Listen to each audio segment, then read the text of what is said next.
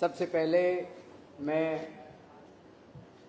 आज पार्टी में इरफानुल्लाह साहब, फिरोज बख्श साहब, इस्माइली साहब और भी अन्य कई साथी जिन्होंने आज पार्टी ज्वाइन की है, उनका तहे दिल से स्वागत करता हूं। अभी जब कार्यक्रम शुरू हुआ तो कुछ पत्रकार मुझसे पूछ रहे थे कि भाई आज क्या ओकेजन है, अगर कुछ साथी पार्टी ज्वाइन कर रहे हैं तो ये कोई क्या ओकेजन है। ऐसा नहीं कि आज पहली बार कुछ मुसलमानों ने पार्टी ज्वाइन की है। दिल्ली के अंदर ढेरों मुसलमान हैं जो पार्टी के साथ लगे हुए हैं, कार्यकर्ता के रूप में लगे हुए हैं, अलग अलग जिम्मेदारियां संभाल रहे हैं, अलग अलग ओहदों पर हैं, पार्टी की एग्जीक्यूटिव काउंसिल में हैं, अलग अलग जगह पे हैं। लेकिन मुझे लगा कि जिस नफरत की राजनीति को अब इस कांग्रेस और भाजपा ने चुनाव के पहले करना चालू कर दिया, मुझे लगा कि ये ओकेजन है जब हम सब लोग इनको तहे दिल से पार्टी में स्वागत भी करें और उस नफरत की राजनीति के ऊपर एक खुल के चर्चा भी होनी चाहिए और हिंदू मुसलमान के जो मुद्दे उनके ऊपर एक खुल के चर्चा होनी चाहिए। इसलिए आज का कार्यक्रम रखा गया था। 2 साल पहले महाराष्ट्र से आए एक 74 साल के बुढ़े ने सारे देश को जगा दिया था। उन्होंने भ्रष्टाचार के खिलाफ सारे लोगों को तैयार कर दिया, सारे लोगों को सड़क पे उतार दिया, हिंदू मुसलमान सिख ईसाई सारे इकट्ठे हुए और ऐसा लगा कि पूरे देश के अंदर क्रांति आ गई है। ये इन पार्टियों को सुहा नहीं रहा है, पार्टियां बड़ी बेचैन हो गई हैं। पहली बार ऐसा हुआ है कि सारी कौम एक साथ हो गई हैं, सारी जातियां एक साथ हो गई, सारे धर्म एक साथ हो गए। अभी तक ये पार्टियां हमें लड़ाती रही थी, हिंदुओं को मुसलमान के खिलाफ, उसको उसके खिलाफ, उसको इसके खिलाफ। तो अब फिर से राज्य चुनाव आने वाले हैं और जनता भ्रष्टाचार की बात कर रही है, जनता इनसे हिसाब पूछ रही है। जनता पूछ रही है भाई 2G का हिसाब दो, कोयले का हिसाब दो। जनता पूछ रहे भाई भाजपा वाले कर्नाटका में सारा लोहा खा गए, उसका हिसाब दो। कांग्रेस वाले यहां बैठ के कोयला खा गए, इसका हिसाब दो। जनता इनसे भ्रष्टाचार का हिसाब मांग रही है और ये फिर से कहने लगे मंदिर वहीं बनाएंगे, मंदिर वहीं बनाएंगे, मंदिर वहीं बनाएंगे। भाजपा ने फिर से चालू कर दिया मंदिर वहीं बनाएंगे। तो कई बार संजय सिंह कहते हैं भाई, इनसे पूछा भाई कब बनाओगे, कहते हैं डेट नहीं बताएंगे लेकिन मंदिर वहीं बनाएंगे। और इन्होंने कांग्रेसियों ने भी, दिग्विजय सिंह ने भी शुरू कर दिया हिंदू मुसलमान, हिंदू मुसलमान। तो ये दोनों पार्टियां वोट बैंक की राजनीति आज तक करती रही हैं। पिछले 65 साल से इस देश के मुसलमान अधिकतर कांग्रेस को वोट देते आए। कांग्रेस ने इनको वोट बैंक क्या, एक तरह से बंधुआ बैंक, वोट बैंक समझा है। बीजेपी आ जाएगी, बीजेपी आ जाएगी, बीजेपी आ जाएगी, ये डर दिखा दिखा के इन्होंने, कांग्रेस ने इनको अपना वोट बैंक समझा।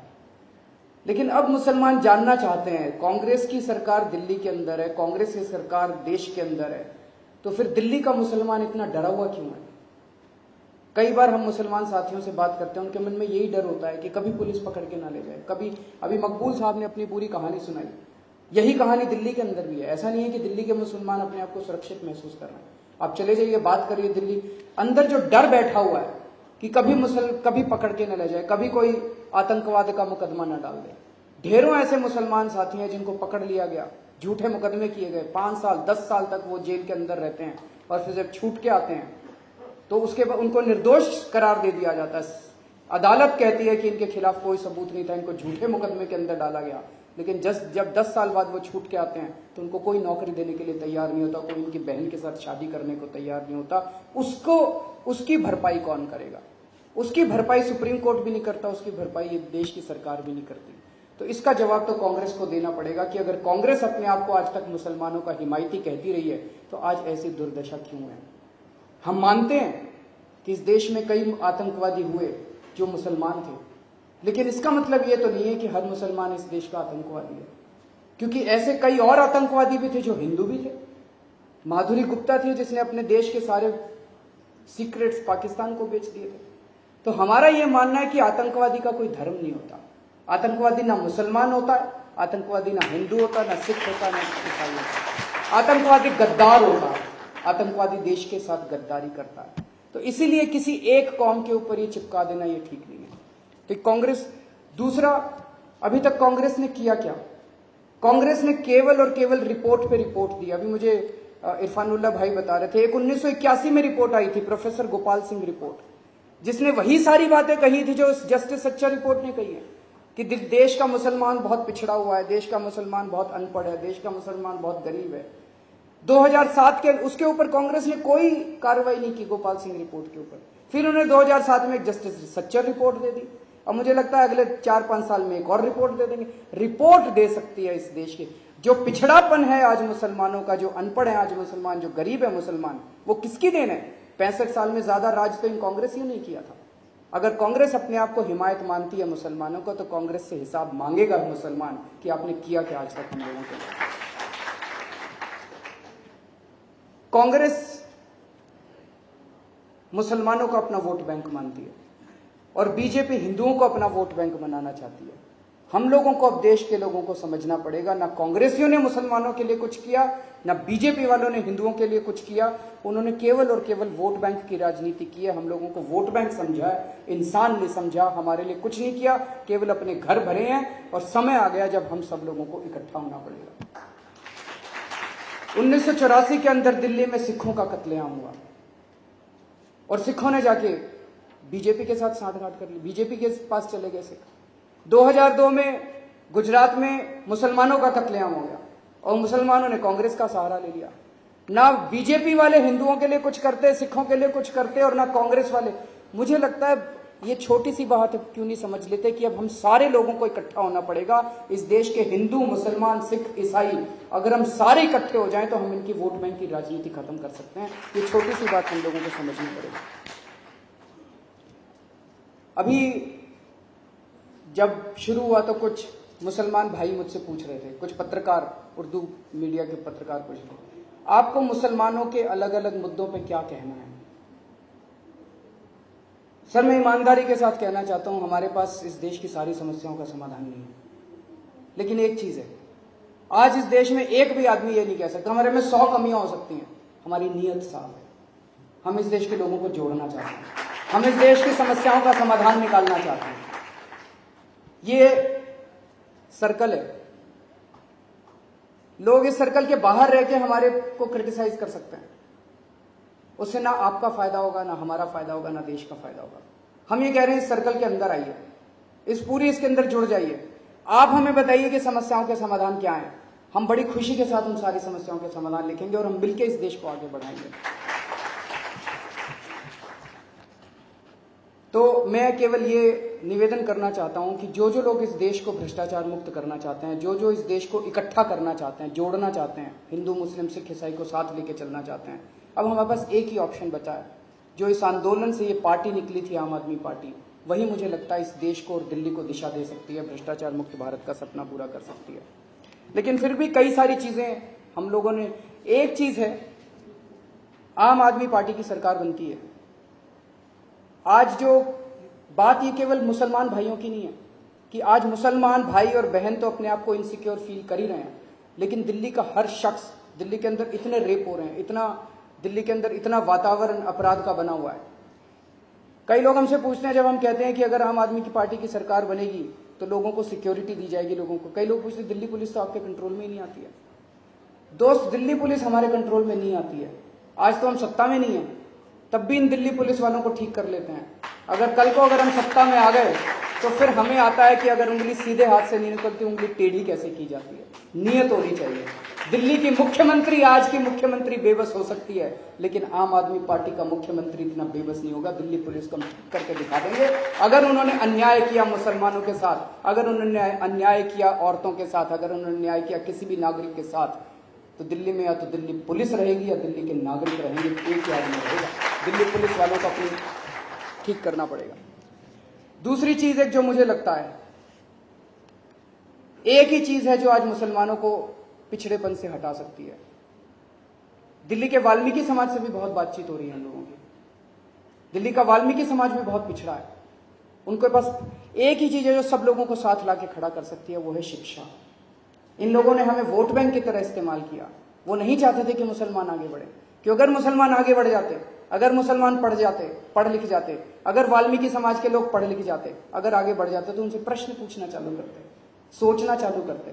वो चाहते हैं कि ये पिछड़े बने रहें और 100 रुपए देके, 200 रुपए देके, 1000 रुपए देके, दारू की बोतल देके ये लोग हमारे वोट खरीदते रहें। एक ही चीज है जो सबको साथ लाके खड़ा कर सकती है, वो है शिक्षा। इसलिए हमने सबसे पहले अपने इसमें ये डाला है कि चाहे कितना पैसा खर्च करना पड़ जाए, दिल्ली में 3000 सरकारी स्कूल हैं, और इन 3000 सरकारी स्कूलों के अंदर 18 लाख बच्चे पढ़ते हैं और सरकारी स्कूलों में पढ़ाई नाम की कोई चीज नहीं है, पढ़ाई के नाम पे बट्टा है। इन सरकारी स्कूलों के अंदर शिक्षा का स्तर प्राइवेट स्कूलों से भी बेहतर किया जाएगा ताकि अमीरों के और गरीबों के बच्चे एक समान पढ़ सकें। हम ऐसा नहीं कह रहे कि प्राइवेट स्कूल बंद करेंगे, लेकिन सरकारी स्कूलों को इतना बेहतर बनाएंगे, चाहे कितना पैसा खर्च करना पड़े, चाहे कितने नए सरकारी स्कूल बनाने पड़े, ऐसा बनाएंगे कि अमीर लोग भी अपने बच्चों को सरकारी स्कूलों में भेजने में फख्र महसूस करें। तो एक चीज जो मुझे लगता है, शिक्षा एक ऐसी चीज है जो हम सब लोगों को साथ लाके खड़ा कर सकती है। बहुत सारी चीजें हैं, एक जो पैम्फलेट निकाला था इसमें बहुत और भी अन्य चीजें हैं, आप सब लोगों ने इसको पढ़ा है, मैं उनको दोहराना नहीं चाहूंगा।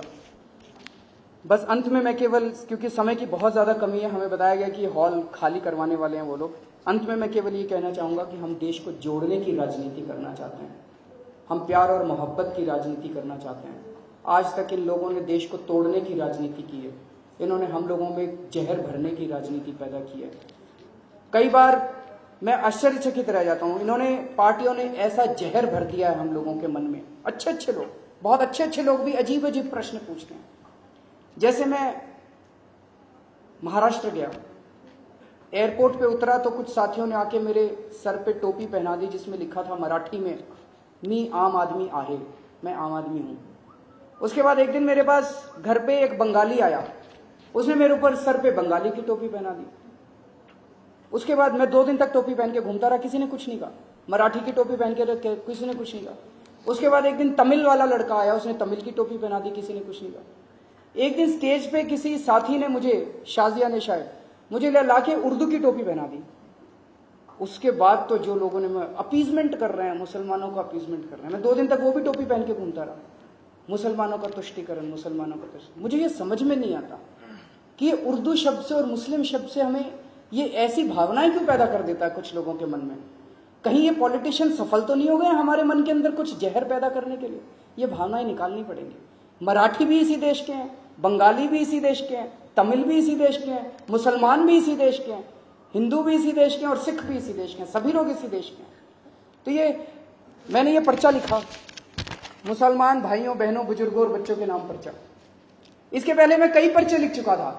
मैं पूरे दिल्ली के अंदर घूमता रहता हूं, समाज के अलग अलग हिस्सों से मिलता रहता हूं।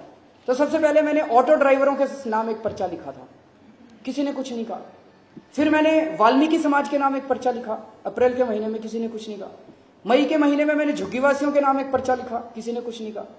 मैंने व्यापारियों के नाम एक पर्चा लिखा, किसी ने कुछ नहीं कहा। अभी जुलाई के महीने में जब मैंने कई साथियों से बातचीत की और मेरे थॉट्स थोड़े से, तो ये मुसलमानों के नाम जैसे ही पर्चा लिखा, उन्होंने कहा मुसलमानों का तुष्टीकरण कर रहे हैं, मुसलमानों का। ये हमें समझना पड़ेगा इस पर्चे में क्या लिखा है हमने। इस पर्चे में हमने लिखा है कि हमें नफरत की राजनीति खत्म करनी है। इस पर्चे में हम लोगों ने लिखा है कि हमें शिक्षा और रोजगार पैदा करना है। इस पर्चे में हमने उनके मंदिर और मस्जिद की राजनीति खत्म करने की बात कही है। इस पर्चे में हमने लिखा है, वो कहते हैं आपने मुसलमानों के नाम क्यों लिखा, आपने मुसलमान शब्द क्यों इस्तेमाल। कई लोग मेरे से पूछते हैं, कई साथी मेरे से पूछते हैं। मैंने कहा अगर वो हिंदू और मुसलमान के बीच जहर पैदा कर रहे हैं तो मैं किसान और मजदूर के बीच में एकता की बात थोड़ी करूंगा। मैं तो फिर हिंदू और मुसलमान के बीच में ही तो एकता की बात करूंगा। उनके जो जिस तरह की भाव नफरत पैदा कर रहे हैं उसको काउंटर तो उसी तरह से किया जाएगा।